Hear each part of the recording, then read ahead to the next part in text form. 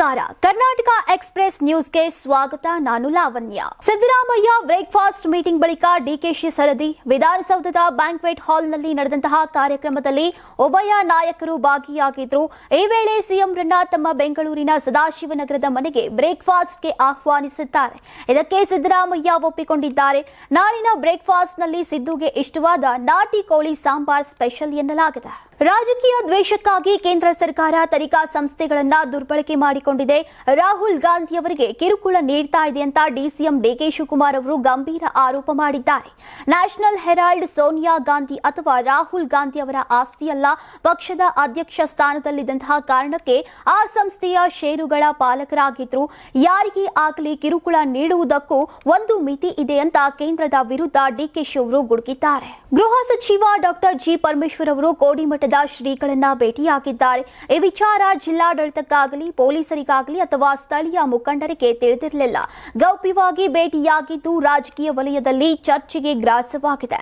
ಕೆಲ ತಿಂಗಳ ಹಿಂದೆ ಡಿಸಿಎಂ ಡಿಕೆ ಶಿವಕುಮಾರ್ ಕೂಡ ಕೋಡಿಮಠಕ್ಕೆ ಭೇಟಿ ನೀಡಿದ್ರು.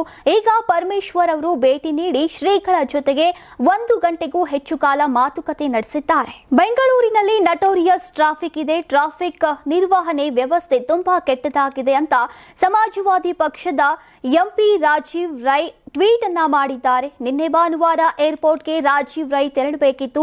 ಆ ವೇಳೆ ರಾಜ್ಕುಮಾರ್ ಸಮಾಧಿ ರಸ್ತೆಯ ಬಳಿ 1 ಗಂಟೆಗಳ ಕಾಲ ಜಾಮ್ನಲ್ಲಿ ಸಿಲುಕಿದ್ದಾರೆ. ಇನ್ನು ಹೀಗಾಗಿ ವಿಮಾನ ಮಿಸ್ ಆಗುವ ಆತಂಕದಲ್ಲಿ ಇದ್ರಂತೆ. ಇದರಿಂದ ಸಿಟ್ಟಾದಂತಹ ರಾಜೀವ್ ರೈ ಎಕ್ಸ್ನಲ್ಲಿ ಸಿದ್ದರಾಮಯ್ಯರನ್ನ ಟ್ಯಾಗ್ ಮಾಡಿ ಹರಿಹಾಯ್ದಿದ್ದಾರೆ. ನಟಿ ಸಮಂತಾ 2ನೇ ಮದುವೆಯಾಗಿದ್ದಾರೆ. ದಿ ಫ್ಯಾಮಿಲಿ ಮ್ಯಾನ್ ಖ್ಯಾತಿಯ ನಿರ್ದೇಶಕ ರಾಜ್ ನಿಡಿಮೋರು ಅವರನ್ನ ಮದುವೆಯಾಗಿದ್ದಾರೆ. ಸ್ಯಾಂಡಲ್ವುಡ್ ಕ್ವೀನ್ ನಟಿ ರಮ್ಯಾ ಅವರು ಕೂಡ ವಿಶ್ ಮಾಡಿದ್ದಾರೆ. ಇದಕ್ಕೆ ಮೋಹಕ ತಾರೆ ಅಭಿಮಾನಿಗಳು ನಿಮ್ಮ ಮದುವೆ ಯಾವಾಗ ಮೇಡಂ ಅಂತ ಕೇಳಿದ್ದಾರೆ. ದೊಡ್ಡಬಳ್ಳಾಪುರದ ಮಾರುತಿ ನಗರದ ನಿವಾಸಿ ಪವನ್ ಎಂಬಾತ ಕಾಶ್ಮೀರ್ ಕೇಸರಿಯನ್ನ ಮನೆಯ ಕೋಣೆಯಲ್ಲಿ ಬೆಳೆದು ಆಶ್ಚರ್ಯನ್ನ ಮೂಡಿಸಿದ್ದಾನೆ. ಬಿಎಸ್ಸಿ ಕಂಪ್ಯೂಟರ್ ಸೈನ್ಸ್ ಓದಿದ್ದ ಮಾರುತಿಗೆ ಕೃಷಿಯಲ್ಲಿ ಸಾಧನೆ ಮಾಡುವ ಹಂಬಲ ಇತ್ತು.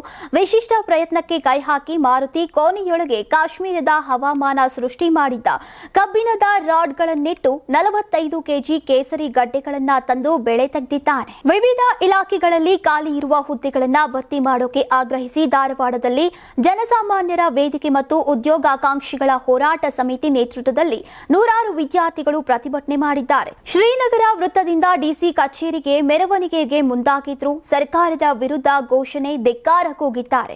ಈ ವೇಳೆ ಪೊಲೀಸರು ಮಧ್ಯ ಪ್ರವೇಶಿಸಿ ಪ್ರತಿಭಟನಾಕಾರರನ್ನ ಬಂಧಿಸಿದ್ದಾರೆ ಮತ್ತು ಸುತ್ತಮುತ್ತ ಇದ್ದಂತಹ ಕೋಚಿಂಗ್ ಸೆಂಟರ್ಗಳಿಗೂ ಬೀಗ ಹಾಕಿಸಿದ್ದಾರೆ. ಚಿಕ್ಕಮಗಳೂರು ನಗರದ ಎಂಇಎಸ್ ಪಿಯು ಕಾಲೇಜ್ಗೆ ಅಯ್ಯಪ್ಪ ಮಾಲೆ ಧರಿಸಿ ಬಂದ 3 ಪ್ರಥಮ ವಿದ್ಯಾರ್ಥಿಗಳನ್ನ ಹೊರಗೆ ಹಾಕಲಾಗಿದೆ. ಮಾಲೆ ತೆಗೆದು ಒಳಗೆ ಬನ್ನಿ ಅಂತ ತಾಕೀತು ಮಾಡಿದ್ದಾರೆ.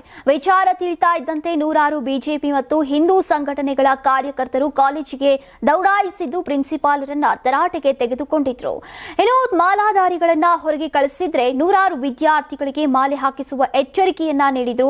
ಕೊನೆಗೆ ಮಾಲಾಧಾರಿ ವಿದ್ಯಾರ್ಥಿಗಳು ತರಗತಿ ಪ್ರವೇಶಕ್ಕೆ ಪ್ರಿನ್ಸಿಪಾಲ್ ಅವರು ಅವಕಾಶವನ್ನ ಕೊಟ್ಟಿದ್ದಾರೆ. ಲಾರಿ ಹರಿದು ತಂದೆ ಮತ್ತು ಮಗ ಸ್ಥಳದಲ್ಲೇ ಸಾವನ್ನಪ್ಪಿರುವ ಘಟನೆ ರಾಯಚೂರು ಹೊರವಲಯದ ಯರಮರಸ್ ಬೈಪಾಸ್ನಲ್ಲಿ ನಡೆದಿದೆ. 65 ವರ್ಷದ ತಂದೆ ನಾಗಪ್ಪ, 46 ವರ್ಷದ ಪುತ್ರ ರಮೇಶ್ ಬಲಿಯಾಗಿದ್ದಾರೆ.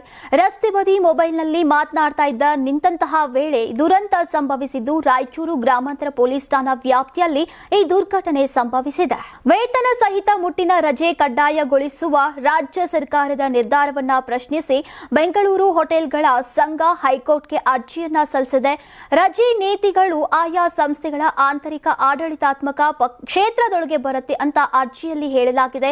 ಈ ಆದೇಶವನ್ನ ತಾರತಮ್ಯ ಅಂತ ಕರೆದಿದೆ. ಇನ್ನು ಈ ಅರ್ಜಿಯನ್ನ ಶೀಘ್ರವೇ ನ್ಯಾಯಮೂರ್ತಿ ಜ್ಯೋತಿ ಮೂಲಿಮನಿ ನೇತೃತ್ವದ ಪೀಠದ ಎದುರು ವಿಚಾರಣೆಗೆ ಒಳಪಡಿಸುವಂತಹ ನಿರೀಕ್ಷೆ ಇದೆ.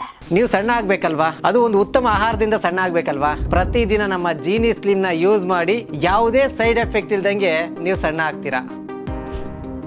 ನಿಮಗೆ ಮಾಧ್ಯಮದಲ್ಲಿ ಕೆಲಸ ಮಾಡುವ ಆಸಕ್ತಿ ಇದೆಯಾ? ಹಾಗಾದ್ರೆ ಕರ್ನಾಟಕ ಟಿವಿ ಡಿಜಿಟಲ್ ಮೀಡಿಯಾದಲ್ಲಿದೆ ನಿಮಗೆ ಒಳ್ಳೆಯ ಅವಕಾಶ.